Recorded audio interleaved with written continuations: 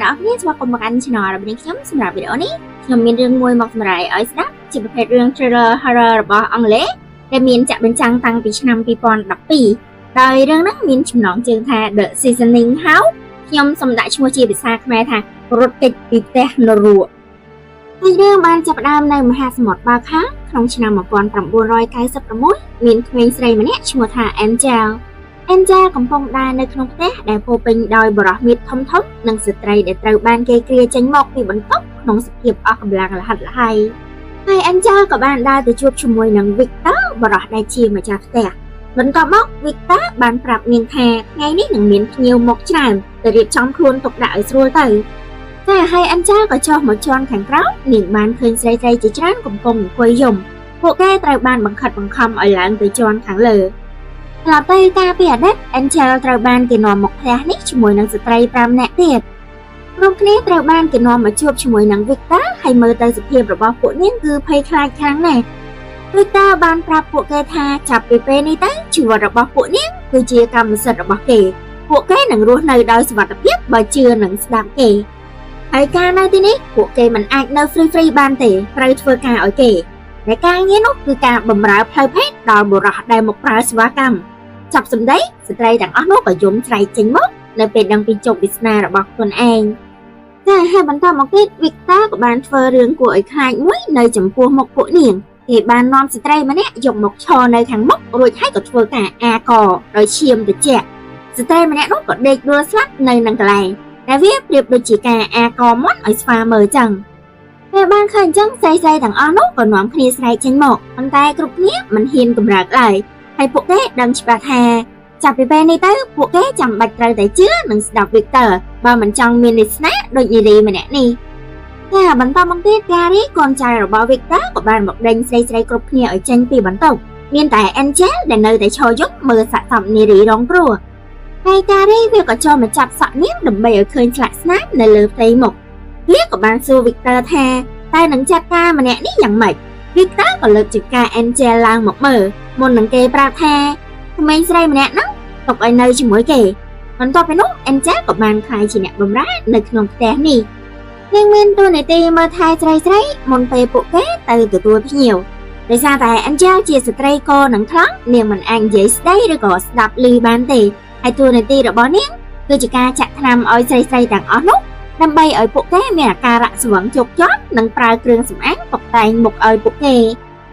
Angel បានបំពេញតួនាទីនេះរាល់ថ្ងៃដោយនាងមិនបានឮសំឡេងស្រែកយំរបស់ស្រីៗទាំងនោះឡើយមិនថាពួកគេព្យាយាមសុំជំនួយឬក៏ខឹងជេរប្រមាថលើនាងក៏ដោយ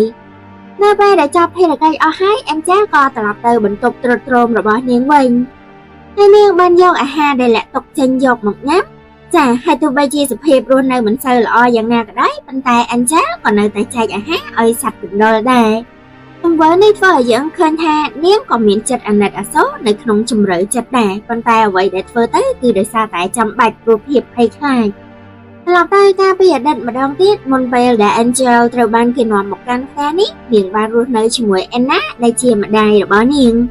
ថ្ងៃមួយ Anna បានបញ្ញាប់ចូលមកក្នុងផ្ទះហើយប្រាប់ឲ្យនាងទៅពួនក្នុងទូខោអាវ Angel ក៏ធ្វើតាមដែលម្ដាយប្រាប់ហើយនាងធ្វើបានត្រឹមតែលួចមើលចេញពីក្នុងទូរំពេចនោះបរិះមាសធំ2នាក់ក្នុងឈុតទាហានក៏ដើរចូលមកក្នុងបន្ទប់របស់នាងពួកគេប្រមូលអីវ៉ាន់រួចរាល់ហើយបំរុងដើរចេញទៅតែបែរជាបានឮសំឡេងចេញពីទូខោអាវដែល Angel កំពុងពួនមិនបងអង្គយូរទាំង2នាក់ក៏មកបើកទូខោអាវមើលហើយពួកគេក៏អូសនាងចេញទៅភ្លាមតែពេលដែល Angel ត្រូវបានគេនាំទៅដល់មុខផ្ទះនាងក៏សម្លឹងមើលជុំវិញខ្លួនដោយភាពភ័យខ្លាចចាដល់ពេលនេះស្ថិតនៅស្ថានភាពសង្គ្រាមស្រុកភូមិធំតូចក៏ត្រូវបានទាហានរឹបអូសអស់ហើយពួកគេក៏បានអូសអ្នកជិតខាងរបស់នាងចេញមកសម្លាប់យ៉ាងសាហាវឃោរឃៅលើកលែងតែស្ត្រីម្នាក់ដែលមានវ័យប្រហាក់ប្រហែលនាងចាដោយគោលបំណងដែលຕົកស្រីក្មេងបែបនេះខ្ញុំគិតថាអ្នកទាំងអស់គ្នាប្រហែលជាដឹងហើយថានឹងមានរឿងអ្វីកើតឡើងក្នុងពេលនោះ Anna ក៏បានចេញមកហើយព្យាយាមជួយ Angel នាងបានប្រើកំបិតគំរាមទៅកាន់ពួកទាហានដើម្បីការពារជីវិតកូនស្រីប៉ុន្តែ Anna បែរជាត្រូវទាហានដែលដឹកនាំដោយកូរ៉ានសម្លាប់យ៉ាងឈាមត្រជាក់ចាហើយកូរ៉ានហ្នឹងវាគឺជាមេបញ្ជាការជាន់ខ្ពស់ Angel ដែលឃើញម្ដាយខ្លួនឯងត្រូវបាញ់ស្លាប់នៅចំពោះមុខនាងក៏ស្រែកចេញមកដោយភាពឈឺចាប់ហើយនាងនិងបងស្រីក៏ត្រូវបានទាហាននាំខ្លួនយកទៅ ឡប់មកបច្ចុប្បន្នវិញ Angel ត្រូវបានដាក់ឲ្យភ្ញាក់ត្រឡប់មកធ្វើការបន្តនាងបានយកធុងដាក់អាហារទៅបកគលឲ្យស្រីៗនៅក្នុងបន្ទប់ផ្សេងៗពួកស្រីៗទាំងនោះសុទ្ធតែអង្វរឲ្យ Angel ជួយប៉ុន្តែ Angel ក៏ធ្វើជាមិនដឹងមិនឮតែហើយវាក៏ជាសំណាងល្អដែរដែលនាងមិនឮអ្វីសោះបើមិនដូច្នេះទេនាងច្បាស់ជាទ្រាំនឹងពាក្យជេរដៀលមិនបានឡើយរហូតមកដល់បន្ទប់មួយទៀត Angel ក៏បានឃើញស្ត្រីម្នាក់នៅក្នុងបន្ទប់បានស្លាប់បាត់ទៅហើយនាងត្រូវបានគេវាយដំរាងកាយគួរឲ្យសង្វេគភ្នែករបស់នាងក៏ហមឆ្អៅស្លាប់ទាំងបិទភ្នែកមិនជិតឈាមជោកពេញផ្ទៃមុខហើយ Angel ក៏បានសម្អាតខ្លួនប្រាណឲ្យនាងជាលើកចុងក្រោយបន្ទាប់មកក៏ចូលមករុំសាកសពរបស់នាងយកចេញទៅខាងមកខាង Victor គេក៏ទទួលបានទូរស័ព្ទហើយឆ្លើយតបទៅវិញយ៉ាងល្អនៅពេលដាក់ទូរស័ព្ទចុះ Victor ក៏ចូលមករក Angel គេបានប្រាប់នាងដោយរាល់ថ្ងៃថាថ្ងៃនេះនឹងមានភ្ញៀវហើយនាងក៏ត្រូវមើលថែស្រីៗឲ្យបានល្អបន្ទាប់មក Angel ក៏ចុះមកជន់ខាងក្រៅផ្ទះហើយទ្វារមុខផ្ទះក៏បានបើកឡើងក្រុមបរិះផ្លែកមុខជាច្រើនក៏ដើរចូលមកក្នុងផ្ទះពួកគេចាប់ផ្ដើមចាប់យកបន្ទប់ផ្សេងៗជ្រើសរើសស្រីៗដែលពេញចិត្តដោយ Angel ក៏រៀបចំរបស់របរហើយចាត់ចែងការងាររបស់នាងភ្លាមនាងបានដើរកាត់បន្ទប់មួយហើយមួយទៀតសម្លឹងមើលពួកប្រុសៗដែលដើរចូលក្នុងបន្ទប់ប៉ុន្តែនាងក៏មិនអាចជួយអ្វីនរណាបានឡើយនាងធ្វើបានត្រឹមតែរៀបចំស្រីៗឲ្យរួចរាល់ហើយ Angel ក៏បានចូលមកដល់បន្ទប់មួយទៀតដែលមានស្ត្រីដែលមានឈ្មោះថា Violet តែប៉ុន្តែខ្ញុំសុំហៅថា Violet ទៅចុះ Violet គឺជាស្រីដែលមានសម្រស់ស្រស់ស្អាតនាងព្យាយាមនិយាយរក Angel ប៉ុន្តែ Angel ក៏មិនបានតបព្រោះនាងអត់ឮមិនយូរប៉ុន្មាន Carrie ក៏បញ្ញាប់ចូលមកដេញ Angel ឲ្យចេញពីបន្ទប់ព្រោះមានភ្ញៀវរងចាំប្រើសេវាកម្ម Angel ក៏បញ្ញាប់តបតែងមុខឲ្យ Violet ហើយនាងក៏ដើរចេញទៅប៉ុន្តែនៅពេលដែលងាកមកមើលក្រោយនាងក៏ឃើញថា Violet បានប្រើភាសាកាយវិការថាលាហើយចានេះគឺជាលើកដំបូងដែល Angel ទទួលបានការប្រស្រ័យតាក់ទងនៅទីនេះព្រោះគ្រប់ពេលដែលនាងនៅផ្ទះនេះវាហាក់ដូចជានាងនៅតែម្នាក់ឯងរហូតមកហើយពេលទទួលបានការប្រើភាសាកាយវិការពី Violet វាក៏ធ្វើឲ្យនាងចាប់ផ្ដើមមានអារម្មណ៍រស័ព្ទរសល់កាន់តែខ្លាំងឡើងបន្ទាប់ពីនោះ Angel ក៏ភ្លឹកស្មារតីមួយសន្ទុះនាងបាននឹកដល់ Anna ម្ដាយរបស់នាងដែលបានស្លាប់ទៅ Angel នឹកដល់ពេលដែលប្រើភាសាកាយវិការប្រស្រ័យតាក់ទងជាមួយម្ដាយពួកគេនិយាយគ្នាធម្មតាមានរឿងអាក្រក់អ្វីកើតឡើងឡើយហើយកាត់តែអតីតមួយទៀតក្នុងថ្ងៃដែល Victor សម្រេចចិត្តឲ្យ Angel នៅជាមួយគេក៏បានដឹងក្នុងថ្ងៃនោះថា Angel និយាយមិនបានហើយថែមទាំងថ្លង់ទៀតនៅពេលដែលមិនស្គាល់ឈ្មោះ Victor គេក៏ដាក់ឈ្មោះឲ្យនាងថា Angel ព្រោះឃើញបន្តោងខ្សែករបស់នាងមានរូប Angel វាប្រៀបដូចនាងជាទេពអប្សរតូចរបស់គេចាចាប់ពីនោះមក Victor ក៏បានចិញ្ចឹមនាងទុកបម្រើតណ្ហា Victor ឆ្លក់វង្វេងនិងចូលចិត្ត Angel ណាស់ហើយត្រូវការឲ្យនាងជួយគេក្នុងនាមជាអ្នកបម្រើនៅក្នុងផ្ទះតែដោយ Victor បានបង្រៀនគ្រប់យ៉ាងដល់ Angel ថាត្រូវធ្វើអ្វីខ្លះហើយមកបច្ចុប្បន្នវិញក្រោយពីក្រុមភ្ញៀវវគ្គចុងក្រោយចាកចេញទៅអស់ Angel ក៏បានយួរធុងទឹកឡើងមករកស្រីៗ Angel ឃើញច្បាស់ថារាងកាយរបស់ម្នាក់សុទ្ធតែមានស្លាកស្នាមរបួសទង្វើទាំងនេះសុទ្ធតែមកពីភ្ញៀវទាំងនោះហើយពួកគេតែងតែយំស្រែករហូតមកដល់វេនរបស់ Violet Angel ក៏ប្រើភាសាកាយវិការប្រស្រ័យតាក់ទងជាមួយនាងសួរ Violet ថាមិនបានចេះភាសាកាយវិការ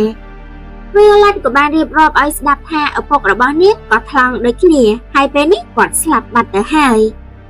ខាង Violet ក៏បានសួរទៅ Angel វិញ Angel ក៏ប្រាប់ថានាងចាំបានច្បាស់ថាឪពុករបស់នាងបោះបង់នាងចោលតាំងពីក្មេងបន្ទាប់មកនាងក៏រស់នៅជាមួយម្ដាយនិងបងស្រីរហូតមក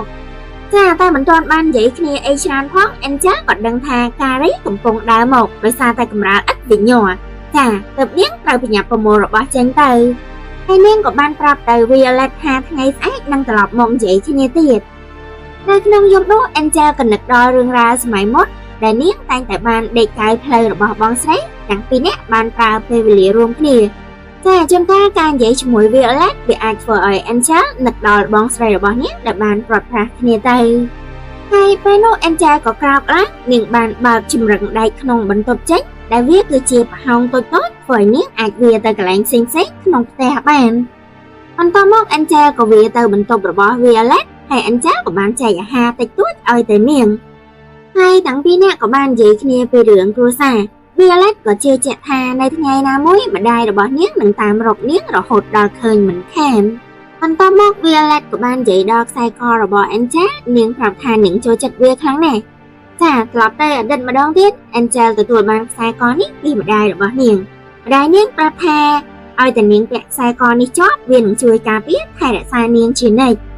កាលមកបច្ចុប្បន្នវិញ Angel ក៏ញញឹមហើយស្ទាបទៅលើខ្សែករបស់ខ្លួនឯងព្រោះនាងបាននឹកដល់រឿងរ៉ាវកាលពីមុនរួមទាំងការដែល Violet ចូលចិត្តវាផងដែរ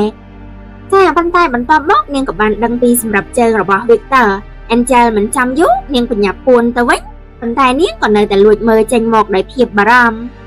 ហើយការរីក៏បានចូលមកក្នុងបន្ទប់របស់ Violet គេក៏បានត្រួតពិនិត្យមើលថា Violet នៅម្នាក់ឯងបន្ទាប់មកគេក៏ដើរចេញទៅចំណែក Angel ដែលឃើញគ្រប់យ៉ាងសុវត្ថិភាពហើយនាងក៏បញ្ញាប់វាត្រឡប់ទៅកាន់បន្ទប់របស់នាងវិញនៅព្រឹកថ្ងៃបន្ទាប់ Angel ក៏មកធ្វើតួនាទីដដែលៗដោយរាល់ថ្ងៃហើយលើកនេះនាងបានយកអាហារមកចែកឲ្យ Violet ម្ដងទៀតហើយនាងក៏ស្ទាក់ស្ទើរក្នុងការចាក់ថ្នាំឲ្យ Violet ដែរប៉ុន្តែ Violet ក៏ប្រាប់ថាវាជួយនាងមិនឲ្យឈឺចាប់ក្នុងពេលដែលទទួលភ្ញៀវបានតែដឹងបែបនោះ Angel ក៏បង្ខំចិត្តត្រូវចាក់ថ្នាំឲ្យនាងនៅពេលដែល Angel ចេញមកពីបន្ទប់របស់ Violet នាងក៏បានឃើញបរិសម្នាក់ដែលតម្រង់ចូលមក Angel សម្លឹងមើលទៅបរិសម្នាក់នោះហាក់ដូចជានាងចង់ចូលទៅខាត់វាតុប៉ុន្តែនាងក៏ត្រូវ Victor ដេញឲ្យចេញពីទីនោះបន្ទាប់ពីនោះ Angel ក៏បានប្រើផ្លូវសម្ងាត់របស់នាងមកកាន់បន្ទប់របស់ Violet ម្ដងទៀតនាងបានឃើញច្បាស់ថាបរិសម្នាក់នោះកំពុងប្រើកម្លាំងបែកទៅលើ Violet យ៉ាងធ្ងន់ធ្ងរ Violet ក៏បានសែកចេញមកដោយភាពឈឺចាប់និងខ្ពើមរអាំចាដោយរូបភាពនោះវាធ្វើឲ្យ Angel នឹកដល់ពេលវេលាដែលឪពុកវាយដំម្ដាយរបស់នាងហើយក្នុងយប់នោះឯងដែលអ្នកជាម្ដាយទ្រាំលែងបានតទៅទៀតហើយគាត់ក៏បានដេញប្តីចេញពីផ្ទះនៅចំពោះមុខកូនចាហើយនៅពេលដែលភ្ញៀវថ្ងៃនោះចាក់ចេញទៅ Angel ក៏បញ្ញាប់ចូលមករក Violet បានដេកយំស្រែកដោយភាពឈឺចាប់ខ្លួនប្រារបស់នាងពេញទៅដោយស្នាមរបួសនាងត្រូវគេវាយឈាមជោកនៅលើគ្រែហើយ Victor ក៏បានចូលមកក្នុងបន្ទប់នៅពេលដែល Angel កំពុងសម្អាតខ្លួនប្រាឲ្យ Violet Angel ដែលឃើញ Violet ក្នុងសភាពនោះនាងដល់ថ្នាក់ទប់ទឹកភ្នែកមិនជាប់ហើយទៅវិញ Victor គ្មានក្តីមេត្តាអ្វីឡើយគេគ្រាន់តែឲ្យភ្ញៀវបង់លុយបន្ថែមដែលធ្វើឲ្យទំនិញរបស់គេខូចខាតចាប៉ុន្តែដោយសារតែឃើញទឹកភ្នែករបស់ Angel Victor គេក៏ព្រមហៅគ្រូពេទ្យមកទីនេះតែមក Andre គ្រូពេទ្យដែល Victor ហៅមកក៏បានមកពិនិត្យរាងកាយរបស់ Violet Andre ប្រាប់ថានាងមិនអីទេបន្តិចទៀតនាងនឹងជាសះស្បើយហើយចាគ្រូពេទ្យបាននិយាយអញ្ចឹងទាំងដែលរាងកាយរបស់ Violet វាស្ទើរតែក្រោកលែងរួចទៅហើយបន្ទាប់ពី Andre ចេញទៅខាងក្រៅ Angel ក៏បញ្ញាប់ចូលមកចាប់ដៃ Violet ឯខាង Victor ក៏បានតាមចេញទៅនិយាយជាមួយ Andre អំពីអាការៈពិតប្រាកដរបស់នាងដែល Andre ប្រាប់ថាតាមពិតទៅឆ្អឹងអាងតាគៀករបស់ Violet បាក់ហើយរាងកាយរបស់នាងប្រហែលជាទទួលអ្វីមិនរួចទេប៉ុន្តែទោះជាបែបនោះ Victor ក៏មិនអោយនាងឈប់សម្រាកហើយថែមទាំងប្រាប់ទៀតថាលុយដែល Andre ទទួលបានវាគឺជាលុយដែលស្រីៗទាំងនេះធ្វើការនឹងឯងហើយគេក៏ប្រាប់ឲ្យ Andre ថាកុំចូលមកលុកឡំនៅទីនេះទៀតហើយគេក៏ដឹងច្បាស់ថារឿងដែល Andre ជំនាញពិតប្រាកដគឺការវះសាកសពហើយគេគួរតែធ្វើបែបនោះតាមសមត្ថភាពរបស់ខ្លួនឯងទៅបន្ទាប់ពីនោះ Victor ក៏ដេញឲ្យ Angel ទៅធ្វើអាហារដើម្បីរៀបចំឲ្យស្រីៗព្រោះពេលនេះចាត់ទុកថា Andre បានព្យាបាលរួចហើយ Angel ដែលគ្មានជំរើសនាងក៏ទៅធ្វើតាមហើយក្នុងយប់នោះឯងដែល Angel បានមកកាន់បន្ទប់របស់ Violet ម្ដងទៀតនាងក៏នៅតែដេកយំម្នាក់ឯង Angel បានចូលមកដេកជិត Violet ដើម្បីលួងលោមប្រាប់ថាពិភពលោកដែលសាហាវខុសខើនេះវាមានតែពួកគេពីរនាក់ទេដែលនៅក្បែរគ្នាទៅវិញទៅមកហើយវេលាកន្លងផុតទៅក្នុងយប់ដដែលនោះ Violet ក៏ដាស់ Angel ឡើងហើយនាងបានលឺស្នូជើងរបស់ Victor កំពុងតែចាក់សោចូលមកក្នុងបន្ទប់របស់ Violet Angel ក៏បញ្ញាប់រត់ចូលទៅក្នុងផ្លូវសម្ងាត់របស់នាងហើយសំណាងល្អដែលនាងចូលទៅតន់យ៉ាងប្រថុចញ៉ុចបន្ទាប់ពីនោះ Victor ក៏ចុះមកជាន់ខាងក្រោមហើយគេកំពុងដើរទៅត្រួតពិនិត្យក្នុងបន្ទប់របស់ Angel ចាឯខាង Angel គាត់ក៏ឆ្លាតដែរគាត់បានបញ្ញាប់ចូលទៅបន្ទប់ទឹកហើយធ្វើជាចុចបង្គន់រួចដើរចេញមក Victor ដែលបានលឺអញ្ចឹងក៏យល់ថា Angel ទៅតែចូលបន្ទប់ទឹករួចគេក៏ប្រាប់ឲ្យនាងដើរតាមទៅបន្ទប់របស់គេតែបន្ទាប់មក Angel ក៏ទៅអង្គុយនៅលើគ្រែរបស់ Victor ដោយសភាពរបស់នាងហ្នឹងមើលទៅភ័យខ្លាច Victor ក៏ចូលមករកនាងហើយប្រាប់ថាគេនឹងធ្វើគ្រប់យ៉ាងដើម្បីឲ្យថ្ងៃណាមួយពួកយើងនឹងបានរត់ទៅនៅកន្លែងឆ្ងាយជាមួយគ្នាតែហើយបន្តមកគេក៏បានបកគលសោមួយឲ្យទៅ Angel ដែលវាគឺជាសោដែលអាចចាក់ទ្វារបានគ្រប់បន្ទប់ទាំងអស់ Victor បានប្រាប់ថា Angel អាចមានសេរីភាពចង់ធ្វើអ្វីក៏បានដែលចង់ធ្វើប៉ុន្តែគេសង្ឃឹមថានាងនឹងមិនធ្វើបែបនោះឡើយចាហើយគេក៏បានព្យាយាមលងលោមណែនាំឲ្យ Angel ស្រឡាញ់គេដូចដែលគេស្រឡាញ់នាងដែរចាហើយទោះបីពេលនេះ Angel នៅមានការភ័យខ្លាចក៏ដោយតែយប់នោះ Victor ក៏មិនបណ្ដោយឲ្យ Angel រួចផុតពីកណ្ដាប់ដៃរបស់គេទេឯខាង Angel ក៏ដេកមិនលក់រហូតដល់ភ្លឺនៅពេលមេឃភ្លឺនាងក៏បញ្ញាប់ក្រោកឡើងរៀបចំខ្លួនទៅមើលថែស្រីៗ Angel បានដើរតម្រង់ទៅកាន់បន្ទប់របស់ Violet ជាបន្ទប់ដំបូងដែល Violet ពេលនេះផ្ទៃមុខរបស់នាងក៏ស្លេកស្លាំងឈាមនៅតែជោកមាត់និងប្រឡាក់តាមខ្លួនហើយយំសោកដោយភាពឈឺចាប់ Angel បញ្ញាប់ចូលមកចាប់ដៃ Violet ទាំងពីរនាក់ក៏យំជាមួយគ្នា Violet ប្រាប់ថានាងយល់សប្តិថានាងបានរត់ចេញពីទីនេះទៅជាមួយ Angel ប៉ុន្តែពេលនេះនាងដឹងច្បាស់ថានាងគ្មានថ្ងៃនឹងរត់ចេញពីទីនេះបានឡើយហើយ Violet ក៏បានសុំឲ្យ Angel សន្យាថា Angel នឹងមិនបណ្ដោយឲ្យនរណាមកសម្លាប់នាងឡើយហើយ Angel ក៏បានងក់ក្បាលសន្យាចាទោះបីជានាងមិនប្រកាសថានឹងធ្វើបានឬអត់ក៏ដោយបន្តមក Angel ក៏បានដោះខ្សែករបស់នាងឲ្យទៅ Violet ដោយសង្ឃឹមថាវានឹងជួយការពារនាង Violet ក៏ញញឹមទាំងទឹកភ្នែកតែរំពេចនោះ Victor ក៏បានចូលមកក្នុងបន្ទប់ដើម្បីសួរថាមានរឿងអ្វីកើតឡើងដោយសារតែ Angel ប្រើពេលក្នុងបន្ទប់នេះយូរពេកហើយគេក៏បានបញ្ជាឲ្យ Angel បន្ថែមថ្នាំឲ្យ Violet ទៅបន្ទាប់មកក៏ងាកទៅខ្សឹបកូនចៅឲ្យតាមដានទាំងពីរនាក់នេះចំណែកគេនឹងទៅនិយាយជាមួយភ្ញៀវចា Angel គ្មានជំរើសនាងក៏បង្ខំចិត្តចាក់ថ្នាំឲ្យ Violet ប៉ុន្តែពេលដែលការរីភ្លេចខ្លួនងាកមុខចេញនាងក៏បានលួចទុកមកជុលសារ៉ាទៅក្នុងហៅប៉ៅឯខាង Violet ក៏បានសម្លឹងមើលទៅ Angel ប្រៀបដូចជាការអរគុណហើយទាំងពីរនាក់ក៏ចាប់ដៃគ្នាទោះបីត្រឹមតែរយៈពេលខ្លីប៉ុន្តែវាជាការផ្លាស់ប្ដូរភាពកក់ក្ដៅរបស់ពួកគេបន្ទាប់មក Angel ក៏ចេញពីបន្ទប់ទៅ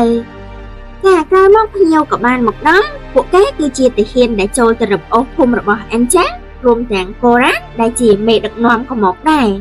ហើយ Victor និង Coran មានទំនាក់ទំនងល្អជាមួយគ្នាពួកគេបានសួរសុខទុក្ខគ្នាហើយយ៉ាងនឹងបានឃើញច្បាស់ថា Coran ចាក់ចេញពីទីនេះទៅយូរហើយប៉ុន្តែនៅពេលដែលមានឱកាសបានត្រឡប់មកទីនេះគេនឹងមកប្រើសេវាកម្មនៅផ្ទះនេះគ្រប់ពេលហើយ Coran ក៏បានណែនាំ Joseph អូនប្រុសរបស់គេឲ្យស្គាល់រួមទាំងកូនចៅរបស់គេ3នាក់ទៀតដែលមានដូចជា Radovan, Marco និង Ivan ចារំពេចនោះ Angel ដែលទៅតែរៀបចំស្រីៗរួចនាងក៏ចុះមកហើយបានឃើញមុខរបស់ Coran និងប៉ពួក Coran ក៏ចាំមុខ Angel បាន Coran ដឹងថា Victor លួចលាក់ទុកនាងព្រោះគិតយ៉ាងម៉េចចំពោះនាងហើយគេក៏គិតថាវាជារឿងគួរឲ្យអស់សំណើចដែល Victor ចូលចិត្តនាងខ្លាំងប៉ុន្តែផ្ទុយទៅវិញខាង Angel នៅពេលដែលបានឃើញមុខ Coran នាងក៏បញ្ញាប់រត់ចូលទៅក្នុងផ្ទះបាយហើយយំចេញមកក្នុងចិត្តរបស់នាងនៅតែឈឺចាប់ខ្លាំងគឺរាល់ពេលដែលឃើញមុខ Coran រូបភាពម្ដាយដែលត្រូវបាច់វានឹងផុសឡើងមកជានិច្ចបន្ទាប់ពីនោះ Coran ក៏បានសុំនិយាយ private ជាមួយ Victor ហើយគេក៏បណ្ដោយឲ្យកូនចៅទៅសប្បាយជាមួយស្រីៗ Angel ក៏បានលួចមើលពួកនោះហើយម្នាក់ក្នុងចំណោមនោះក៏ដើរតម្រង់ទៅកាន់បន្ទប់របស់ Violet មិនបង្អង់យូរ Angel ក៏បញ្ញាប់ត្រឡប់ចូលទៅក្នុងបន្ទប់របស់នាងភ្លាមនាងត្រូវការប្រើផ្លូវសម្ងាត់ដើម្បីមើលថា Violet យ៉ាងម៉េចហើយខាង Violet នាងនៅតែដេកយំនៅលើគ្រែដោយភាពឈឺចាប់ដដែលហើយ Ivan ក៏បានចូលមកក្រោកនាងវាប៉ះនឹងស្ទាបបង្អែលតាមរាងកាយរបស់ Violet តែសូម្បីតែសម្លេងស្រែករបស់ Violet មិនមានកម្លាំងបញ្ចេញមកផងប៉ុន្តែក្រោយមក Ivan វាក៏បានក្រោកចេញពីខ្លួននាងទៅដល់ឃើញអញ្ចឹង Violet ក៏ធូរចិត្តដែលថ្ងៃនេះនាងមិនត្រូវបានគេធ្វើបាបតែប៉ុន្តែវាបែរជាមិនដូចអ្វីដែលនាងបានគិតទេ Ivan វាគ្រាន់តែដើរទៅបិទទ្វារឲ្យជិតហើយវាថែមទាំងប្រើឈើខាំងទ្វារបន្ថែមទៀតក្នុងពេលជាមួយគ្នានោះ Coran និង Victor ក៏ចូលមកនិយាយគ្នានៅក្នុងបន្ទប់ធ្វើការហើយយ៉ាងឃើញច្បាស់ថា Coran មានអំណាចលើ Victor វាចូលទៅអង្គុយលើកៅអីរបស់ Victor ហើយថែមទាំងបញ្ជាឲ្យ Victor ទៅចាក់ស្រាមកឲ្យទៀតខាងមកខាង Violet នាងក៏យំចេញមកដោយខ្លួនញ័រតត្រាក់ Ivan ដែលឃើញថារាងកាយរបស់នាងរបួសធ្ងន់ធ្ងរប៉ុន្តែវាបែរជាចង់ប្រើដៃប្រើជើងជាមួយនាងថែមទៀតតែខាង Victor Coran ប្រាប់ថាវាមកល្បាតម្ដុំនេះហើយវាគ្រាន់តែចង់ឲ្យកូនចៅមកកម្សាន្តសប្បាយប៉ុន្តែ Victor មិនជឿថា Coran មកដើម្បីចាយលុយលេងទេ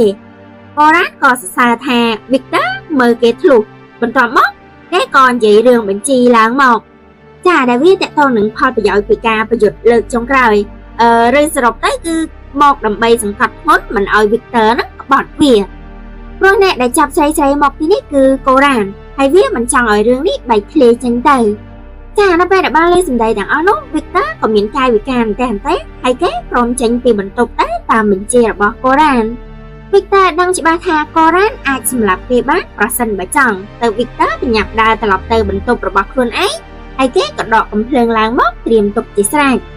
ខាងមកខាង Angel ក្មេងស្រីបានវាតាមប្រហោងសម្ងាត់ទៅកាន់បន្ទប់របស់ Violet ហើយបានឃើញច្បាស់ថា Evan បានវាយធ្វើបាបទៅលើ Violet យ៉ាងសាហាវទោះបីជានាងព្យាយាមសុំអង្វរដោយភាពឈឺចាប់យ៉ាងណាក៏ដោយប៉ុន្តែ Evan វាក៏នៅតែមិនព្រមឈប់វានៅតែវាយដំនាងយ៉ាងព្រៃផ្សៃហើយថែមទាំងរឹតករបស់ Violet រហូតនាងចាប់ដើមទ្រាំលែងបាន Angel ទ្រាំមើលតទៅទៀតលែងបាននាងក៏បញ្ញាប់ឡើងចេញពីផ្លូវសម្ងាត់ហើយនាងបានលបទៅរក Evan ពីខាងក្រោយនាងបានប្រើកំបិតចាក់ទៅលើ Evan ចំឆ្អឹងជំនីភ្លាមនោះ Violet ក៏បើកភ្នែកឡើងមកល្មមចាហើយ Evan វាក៏ភ្ញាក់ផ្អើលដែលខ្លួនឯងត្រូវបានចាក់វាផ្ងាខ្លួនធ្លាក់ទៅលើក្រែ Angel មិនបង្អង់យូរនាងក៏ដើរចូលទៅរក Evan ហើយចាក់បន្ថែមទៀតហើយ Evan ក៏ព្យាយាមលើកដៃច្រាននាងចេញប៉ុន្តែ Angel ក៏ចាក់ទម្លុះដៃរបស់វានាងបញ្ញាប់ដកកំបិតចេញហើយចាក់ដដែលកំបិតក៏ធ្លុះថ្ពាល់របស់ Evan តែម្ដងចាហើយ Evan វាក៏បានច្រាននាងឃ្លាតចេញ Angel បានសម្លឹងមើល Evan ដែលព្យាយាមក្រោកឈរ Evan វាក៏បានស្រែកចេញមកដោយភាពឈឺចាប់មុននឹងវាអង្គុយចុះលើក្រែហើយនៅស្ងៀម Angel ដែលបានឃើញបែបនោះមិនរងចាំយូរនាងក៏បញ្ញាប់ចូលទៅមើលអាការៈរបស់ Violet ប៉ុន្តែនាងក៏ឃើញថា Violet បានស្លាប់បាត់ទៅហើយចាភ្នែករបស់នាងនៅតែបើក Violet ស្លាប់យ៉ាងបិទភ្នែកមិនជិតដោយភាពវេទនាហើយ Angel ក៏បានចូលទៅបិទភ្នែកឲ្យនាងយ៉ាងថ្នមថមហើយនាងក៏យកខ្សែករបស់នាងមកវិញពីដៃរបស់ Violet ដែលក្តាប់ខ្សែកទុកយ៉ាងណែនប៉ុន្តែវាក៏មិនអាចការពារនាងបានឡើយចាហើយរំពេចនោះ Angel ក៏ដឹងថា Evan នៅមិនទាន់អស់រឹកទេវាបានដើរមកខាងក្រោយនាងក្នុងដៃរបស់ Evan បានកាន់កំបិតហើយអញ្ចឹង Angel ក៏បញ្ញាប់ប្រើភាពរហ័សរហួនរបស់ខ្លួនឯងមុតក្រោមជើងរបស់ Evan រត់ប៉ុន្តែEvan វាក៏ត្រាក់សក់របស់នាងឡើងមកប្រវែងទប់អញ្ចឹង Angel បានព្យាយាមចូលទៅផ្លូវសម្ងាត់ម្ដងទៀតតែ Evan វាក៏ចាប់ក្បាលនាងបោកនឹងកញ្ចក់ចាស្របពេលជាមួយគ្នានោះ Redaway ដែលនៅបន្ទប់ក្បែរវាក៏បានឮសំឡេងប្លែកៗនៅក្នុងបន្ទប់របស់ Evan ហើយវាក៏បានដើរមកមើលនៅទ្វារព្យាយាមហៅឈ្មោះតែគ្មានសំឡេងឆ្លើយតបមានតែសំឡេងវេតបគ្នារបស់ Angel និង Evan ត្រឡប់ចូលទៅខាងក្នុងវិញ Angel បានច្រាន Evan ឲ្យថយចេញដោយភាពឈឺចាប់ Evan ក៏ធ្វើឲ្យកំបិតធ្លាក់ទៅលើដី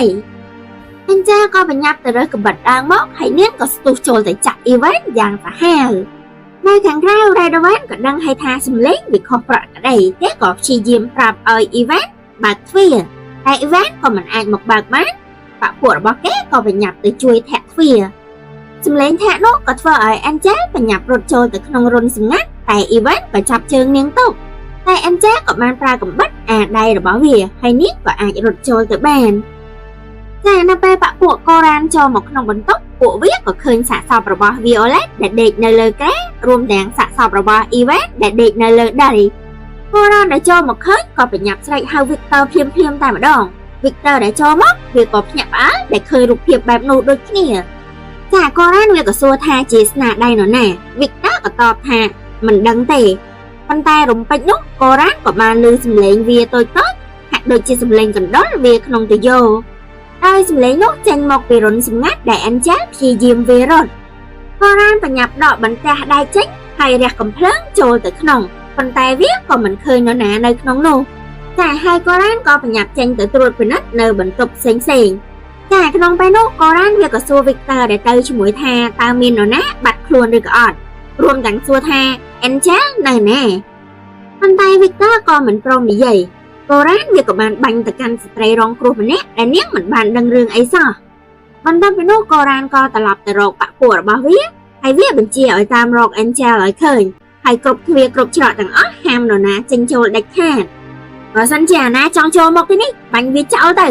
ចាទឹកមុខរបស់កូរ៉ានមូម៉ៅខ្លាំងណាស់តែអញ្ចឹងគ្មាននរណាហ៊ានបដិសេធចំពោះបញ្ជាវាទេឯខាង Angel នៅតែលាក់ខ្លួនក្នុងរន្ធសម្ងាត់និងតាមមើលស្ថានភាពដែលកើតឡើងតែពេលស្ងាត់នាងក៏បញ្ញាប់វារត់ បន្ទាប់ពីនោះ Angel ក៏វាចេញមកខាងមុខនាងបានឃើញ Coran និង Victor ឈរនិយាយគ្នាដែល Coran មានបំណងដាក់ទោស Angel ឲ្យបានតែ Victor វាក៏បានតបទៅវិញថា Coran ក៏សម្លាប់ស្រីរបស់វាដូចគ្នាចាតែVictor នឹងវាជាមនុស្សល្អចង់ជួយ Angel មែនទៅចាហើយ Angel ក៏បានឈៀតឱកាសនេះវាទៅទ្វារខាងមុខនាងបានប្រើសោដែល Victor ឲ្យមកតែចាក់យ៉ាងម៉េចក៏បើកអត់ចេញដែរចាមានន័យថា Victor វាក៏ហក់នាងថាសោបើកបានគ្រប់ទ្វារតែបើអត់បានអញ្ចឹង Angel ក៏បញ្ញាប់វាត្រឡប់ចូលទៅក្នុងបន្ទប់សម្ងាត់វិញហើយ Coran និង Victor ក៏ឃើញនាងល្មម Coran វាមិនបង្អង់យូរវាបញ្ញាប់បាញ់ដាក់ Angel តែសម្លាងល្អដែលនាងគេចផុតចាហើយ Coran វាក៏បញ្ញាប់យកវិជ្ជាផ្អឹបនឹងជញ្ជាំងដើម្បីស្ដាប់សំឡេងហើយវាក៏ព្យាយាមបាញ់ចូលទៅតែ Angel ក៏នៅតែរត់បានដដែលចាបន្តមក Angel ក៏បានវារត់ទៅជាន់ទី2នាងបានចេញពីបន្ទប់សម្ងាត់យ៉ាងបញ្ញាប់បញ្ញាល់ប៉ុន្តែចង្រៃអាការនេះក៏ជានៅត្រង់នោះល្មមវាបានកត្រាក់ក្បាលនាងឡើងមកហើយទះកំភ្លៀងបដៅបន្តមកវាក៏បានដោះខ្សែក្រវ៉ាត់មករឹតករបស់ Angel ពីខាងក្រោយតែ Angel ក៏លូកចូលទៅក្នុងហប៉ាដកយកម្ជុលដែលលាក់ទុកហ្នឹងចាក់ទៅលើជើងរបស់វាហើយអាការនេះដែលតក់ស្លាប់វាក៏លែងដៃពីនាងហើយនៅខណៈពេលដែលវាប្រុងចូលទៅចាត់ការ Angel វាក៏បានក្អួតចេញមកភ្លាមដោយឥទ្ធិពលថ្នាក់ដែលហួសកម្រិតចាហើយសម្លេងនៅខាងលើហ្នឹងក៏ធ្វើឲ្យ Coran បញ្ញាប់តាមឡើងមកមើលពួកគេក៏បានឃើញ Angel កំពុងរត់ចេញពីបន្ទប់ Angel ដែលគ្មានជំនឿក៏បញ្ញាប់ត្រឡប់ចូលទៅបើកផ្លូវសម្ងាត់ហើយវាចូលទៅក្នុងបន្ទប់ហើយរំពេចនោះដៃរបស់ Coran ក៏ចាប់កជើងរបស់នាងជាប់ទាំងពីរនាក់ក៏បានទាញចុះទាលឡើងមួយសន្ទុះហើយ Coran វាក៏បានប្រើកំបិតកជើងរបស់ Angel តែ Angel ក៏រើបំរាស់រហូតរត់រួចចាដល់អញ្ចឹងCoran វាកាន់តែខឹងខ្លាំងឡើងរហូតស្ទើរតែស្ទុះចូលទៅចាក់ Victor តែ Joseph ក៏ចូលមកខាត់ហើយវាក៏បែរទៅធាក់អញ្ចឹងរហូតប្រហោងធំល្មមដែលប៉ពួកអាចចូលទៅបានតែបន្ទាប់មក Coran វាក៏បញ្ជាឲ្យ Marco ដែលខ្លួនតូចជាងគេហ្នឹងចូលទៅក្នុងផ្លូវសម្ងាត់ហើយ Marco វាក៏អត់ហ៊ានបកែកបញ្ជាដែរហើយវាក៏ព្រមតាម Angel ទៅគិពីក្រោយខាង Angel ក៏បានឡើងរត់មកតាមប្រឡោះតូចMarco ក៏ព្យាយាមបាញ់នាងតែដល់ពាក់កណ្ដាលផ្លូវនាងក៏គេចបាន Marco វាបានបញ្ញាប់ឡើងតាម Angel ទៅទៀតហើយដោយសារតែមិនសូវជំនាញ Marco វាក៏ផ្្លាត់ស្នៀតធ្វើកំភ្លើងជ្រុះទៅលើដីតែវាក៏នៅតែតាមបន្តទៀតទោះគ្មានអាវុធ Marco បញ្ញាប់តាម Angel ទៅគៀកវាបានព្យាយាមចាប់ជើងរបស់ Angel តែ Angel ក៏បានរើសដុំឥដ្ឋមកវាយ Marco រហូតដល់ធ្លាក់ Marco បានធ្លាក់ចុះទៅក្រោមហើយចុះនៅរក់បាត់ទៅតែ Coran វាបានឮសំឡេងឡើងមកគៀកតែសំឡេង Marco វាបែរជាស្ងាត់ទៅ Coran ក៏ដឹងភ្លាមថាបព្វរបស់វាបាត់បង់ម្នាក់ទៀតហើយចាហើយពេលនេះគ្រប់គ្នាក៏គិតថា Angel ប្រហែលជាមានកំភ្លើងរបស់ Marco នៅនឹងដៃហើយពួក Coran វាក៏បានទៅរើសកំភ្លើងជាច្រើនណាស់មកកាន់ក្នុងដៃបន្ទាប់មកក៏បោះគ្រាប់បែកផ្សែងចូលទៅក្នុងរុនសម្ងាត់ចាវាធ្វើបែបហ្នឹងដោយសង្ឃឹមថាឲ្យ Angel ឆ្លក់ផ្សែងស្លាប់បើមិនដូច្នេះទេក៏ត្រូវព្រមចេញមកដែរហើយខាង Angel ក៏បានលាក់ខ្លួននៅក្នុងប្រហោងសម្ងាត់តែផ្សែងដែលត្រូវបានដុតឡើងវាក៏ធ្វើឲ្យនាងចាប់ផ្ដើមឆ្លក់ផ្សែងហើយព្យាយាមរត់ចាហើយនៅខណៈនោះ Victor ក៏ឆ្លៀតឱកាសដែលផ្ទះពោពេញទៅដោយផ្សែងហ្នឹងបានបាញ់ទៅលើ Redwan ហើយគេក៏តាមទៅបាញ់ថែមទៀតហើយពេលដែលបានឮសំឡេងកំភ្លើងធ្វើឲ្យ Coran រត់ចូលមកមើលហើយគេក៏បានជួបជាមួយសាកសពរបស់កូនចៅម្នាក់ទៀតតែឯខាង Victor វាក៏បញ្ញាប់លាក់ភ្លើងទុកនៅក្នុងកប៉ាល់ហើយប្រាប់ថា Angel ជាអ្នកធ្វើរឿងនេះហើយនាងបានរត់ត្រឡប់ចូលទៅក្នុងប្រហោងវិញហើយចាលឺអញ្ចឹងCoran វាកាន់តែខឹងខ្លាំងឡើងថែមទៀតហើយវាក៏បញ្ជាឲ្យ Victor ដុតផ្ទះនេះចោលទៅតែក្នុងពេលដែលCoranកំពុងតាំងជាមួយ Victor Angel ក៏បានវាចេញពីបន្ទប់សម្ងាត់ក្បែរនោះហើយ Angel ក៏បញ្ញាប់ឡើងតាមបង្អួចចេញទៅភ្លាមនៅពេលបង្អួចត្រូវបានបាត់Coran ក៏មកឃើញត្រឹមតែ Wingknot ដែលបក់រវិចCoran វាក៏បញ្ញាប់តាមទៅមើលហើយឃើញថា Angel បានចុះទៅជាន់ខាងក្រោមបានសម្រេចហើយCoran ព្យាយាមបាញ់ដេញតាមនាងតែវាក៏បាញ់មិនត្រូវហើយវាក៏បញ្ជាឲ្យ Victor និង Joseph តាមនាងទៅជាន់ខាងក្រោមហើយខាង Angel នាងក៏បញ្ញាប់រត់ចូលទៅក្នុងព្រៃដែលមានពួកCoran តាមមកគៀកហើយCoran វាក៏បានបញ្ជាឲ្យ Victor និង Joseph បំបែកគ្នាទៅចាប់ Angel ដែលរត់មកបន្តនាងក៏ចំពប់ជើងនឹងអ្វីម្យ៉ាងដួលហើយក្លិនស្អុយរលួយក៏ជះចូលមកមុខនាងពេលដែលថយចេញមក Angel ស្រែកស្ទើរតែបាត់បង់ស្មារតីព្រោះរូបភាពដែលនៅចំពោះមុខនាងវាគឺជាគំនរសាកសពជាច្រើនរបស់ស្រីដែលត្រូវគេធ្វើបាបរហូតដល់ស្លាប់ ហើយសាកសពរបស់ពួកគេត្រូវបាននាំមកបោះចោលនៅទីនេះហើយមានដង្កូវចាស់ស៊ីគួរឲ្យសង្វេគប៉ុន្តែ Angel ដឹងច្បាស់ថានាងមិនអាចឈរនៅទីនេះបន្តទៀតបានទេហើយនាងក៏បញ្ញាប់រត់បន្តឯខាង Victor ក៏តាមមកដល់ចំណុចបោះសាកសពដែល Angel ទៅរត់ចេញទៅចំណែក Joseph ក៏បានរត់វិលមកជួបនឹង Victor ដែរហើយគេក៏ភ្ញាក់ផ្អើលនឹងសភាពទាំងនេះ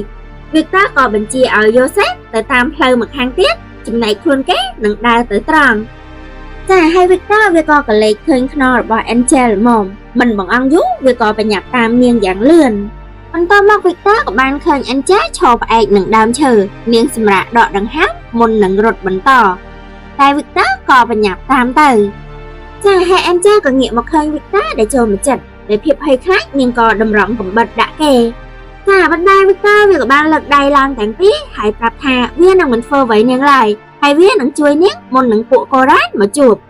Angel ក៏យំចេញមកដោយភាពស្ទាក់ស្ទើរចា Victor នៅតែព្យាយាមនិយាយលួងលោម Angel គេប្រាប់ថាគេនឹងមិនដោយឲ្យនាងកើតអ្វីដាច់ខាតសូមឲ្យនាងជឿជាក់លើគេហើយហុចកំបិតមក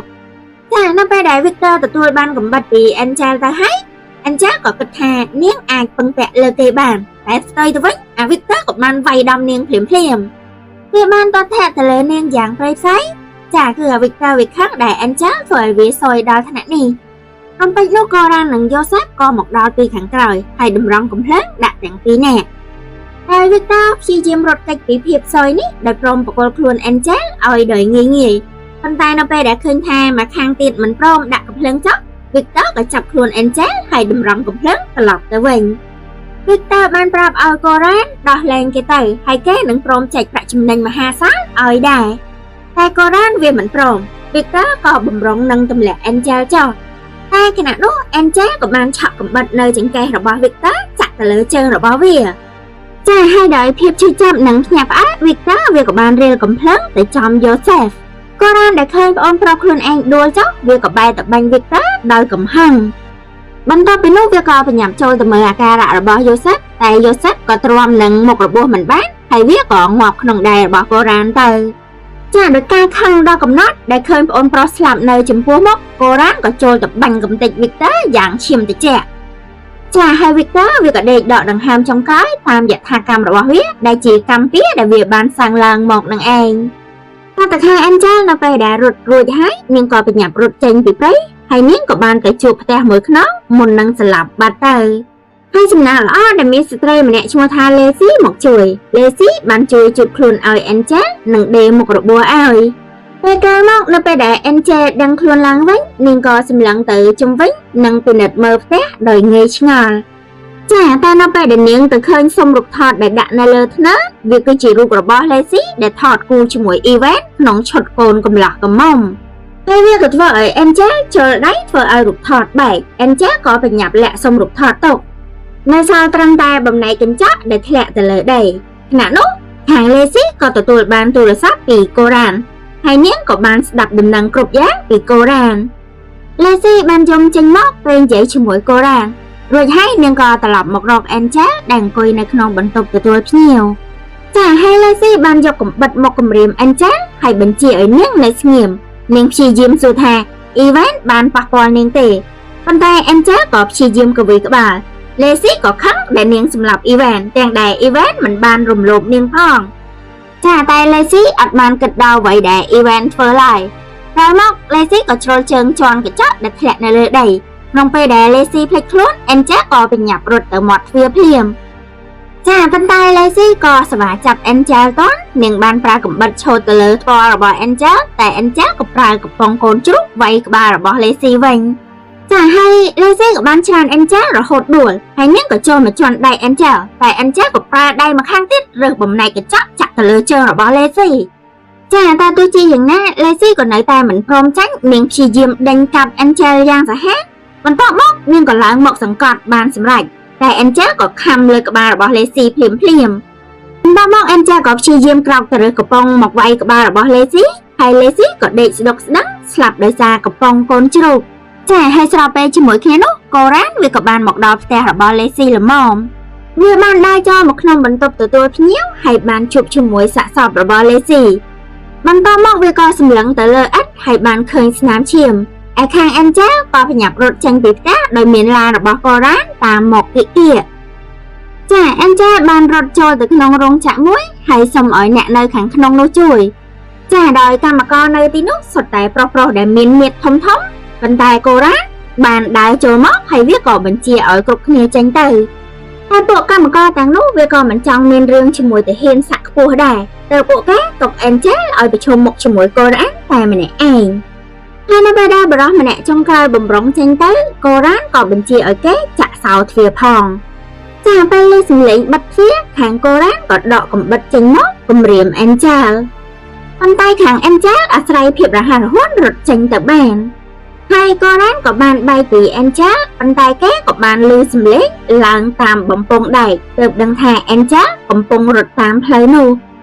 ចាហើយកូរ៉ានវាក៏បានឡើងតាមបំពង់ដែកមកគៀកប៉ុន្តែដោយសារតែមាឌរបស់វាធំជាងទើបវាបានយឺតជាង Angel ហើយចុងក្រោយខ្លួនវាក៏ជាប់នៅក្នុងបំពង់ដែកនោះចង់ទៅមុខក៏មិនដល់បកក្រោយក៏មិនកើតនៅពេលដែល Angel បានដឹងថាកូរ៉ានជាប់ក្នុងបំពង់ដែកនាងក៏វាត្រឡប់មកមើលវាហើយកូរ៉ានក៏បានប្រាប់ថាវានឹងបោះបង់គ្រប់យ៉ាងសូមឲ្យតែនាងជួយវាចេញពីទីនេះផងប៉ុន្តែនៅពេលដែលឃើញថា Angel មិនមាត់មិនកអីសោះកូរ៉ានវាក៏កាន់តែខឹងឡំប៉ាដំឡើងសម្លេងខ្លាំងឡើងប៉ុន្តែ Angel ក៏បានលើកម្រាមដៃមកដាក់បបោមាត់ប្រាប់ឲ្យវាស្ងាត់ចាហើយនោះជាសញ្ញាដែលបញ្ជាក់ឲ្យអាកូរ៉ានដឹងថាទោះបីជាយ៉ាងណា Angel ក៏មិនព្រមជួយវាដែរហើយ Angel ក៏បានយកកំទេចកណាត់មកញាត់មាត់អាកូរ៉ានមិនឲ្យវាបញ្ចេញសំឡេងបន្តមកទៀត Angel ក៏បានប្រើឈាមលាបទៅលើតបកភ្នែកនិងមាត់របស់វាដូចពេលដែលនាងតុបតែងមុខឲ្យស្រីក្នុងផ្ទះនរោកូរ៉ានវាបានរើចុះឡើងតែវារត់ចេញទៅណាមិនរួច Angel ក៏សម្លឹងទៅវារួចហើយក៏សើចចេញមកដូចពេលដែលពួកភ្ញៀវប្រុសជួបនឹងស្រីអញ្ចឹងចាបន្តមកទៀត Angel ក៏បានវាសន្សំថយក្រោយចេញទៅនាងបានសម្លឹងមើលកូរ៉ានដែលខ្លួនជាប់នៅក្នុងនោះរហូតផុតខ្សែភ្នែកនៅពេលដែលឃ្លាតឆ្ងាយទៅកូរ៉ានវាក៏កវីក្បាលសុំអង្វរមិនឲ្យ Angel ទុកវាចោលតែ Angel ក៏មិនចាប់អារម្មណ៍នាងវាចេញមកក្រៅរហូតបានសម្រេចខ្សែភ្នែករបស់ Angel បានសម្លឹងមើលទៅជុំវិញហើយក៏បានឃើញផ្ទះមួយខ្នងដោយនាងត្រូវរត់កាត់ព្រៃចេញទៅចាបន្តមក Angel ក៏បានមកដល់ផ្ទះមួយខ្នងនោះដោយភាពហត់នឿយខ្លាំងនាងបានដួលចុះមកលើខ្លួនស្ត្រីចំណាស់ម្នាក់ដែលមើលទៅចិត្តល្អហើយនាងក៏ជាម្ចាស់ផ្ទះនោះដែរស្ត្រីចំណាស់បានខាត់ Angel ទៅព្រោះឃើញសភាពក្មេងស្រីដែលជោគជាំទៅដោយឈាមគាត់ក៏ប្រញាប់ហៅប្តីឲ្យចេញមកជួយដែលប្តីរបស់ស្ត្រីចំណាស់ម្នាក់នោះគាត់គឺជា Andre ហ្នឹងឯងលោកគ្រូបាទ Andre ក៏ចាំបានភ្លាមថា Angel គឺជាអ្នកណាគាត់បានប្រាប់ភរិយាគាត់ឲ្យគ្រាក្មេងស្រីចូលទៅក្នុងផ្ទះបន្ទាប់មកគាត់ក៏មើលឆ្វេងមើលស្ដាំរួចបិទទ្វារទៅហើយ The Seasoning House រត់គេចពីផ្ទះនរកក៏ចប់តែត្រឹមប៉ុណ្ណេះចាបន្ទាប់ពីស្ដាប់ចប់ហើយអ្នកនរគ្នាមានអារម្មណ៍យ៉ាងណាដែរសូមកុំភ្លេច comment ជួយកែលម្អ admin ផងចាហើយ admin សូមអធិស្ឋានបើសិនជាមានខ្វះខាតឬក៏ខុសឆ្គងត្រង់ចំណុចណាមួយអរគុណអ្នកទាំងអស់គ្នាដែលចំណាយពេលវេលាចូលមកមើលជួបគ្នាវីដេអូក្រោយៗទៀតចាអរគុណច្រើន